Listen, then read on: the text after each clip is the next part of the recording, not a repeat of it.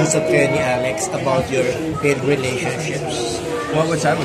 Was there a time during the shoot na during breaks sa shoot, nag-usap kayo ni Alex regarding yung failed relationships? Yeah. Ano yung mga na-share niya sa'yo at na-share niya sa kanya? Well, I don't think I should share that here in public. But then again, yun nga, masasabi ko lang is, yun nga, thankful ako kasi na-feel ko talaga na, na comfortable siya sa akin. For her to share like, private stuff like that. Dun ko na-feel. That's why I also started sharing things about, about my past with her.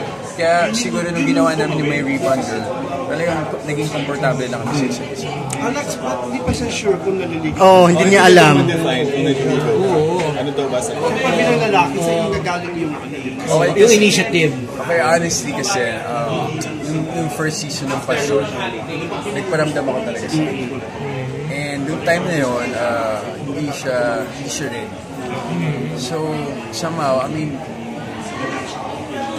parang gusto ko rin maging sigurista. I mean, I'm 27 years old, I mean, ayoko naman na mag-invest ng time, mag-invest ng, feelings, and then at the end of the day, hindi rin mauuwi rin sa wala. So, siguro, parehas kaming sigurista at this point. Pero para sa kanya, may chance ka naman, the way she's based about the show. Yeah, I mean, sa akin din naman, honestly, I like Alex. She knows that. She knows that. I'm attracted to her. I like her personality. So, there's a higher chance talaga na... So, bakit Sabihin ko siya rin may chance nila. No, I mean, may chance na talaga mag-push through. Bakit di mo pa I-push? What's holding you back? Yeah, I mean, What's holding you back? Based nga dun sa na-experience ko, I mean, gusto ko rin maging sigurado. Ayokong, okay, itatry ko siya, magugustuhan ko siya, and then, I'm gonna text her every day, and then at the end of the day, okay, Joseph, I'm sorry, hindi pa ako ready. I mean, parang I don't want to experience that feeling again. So siguro naging guarded. Ngayon naging guarded ako.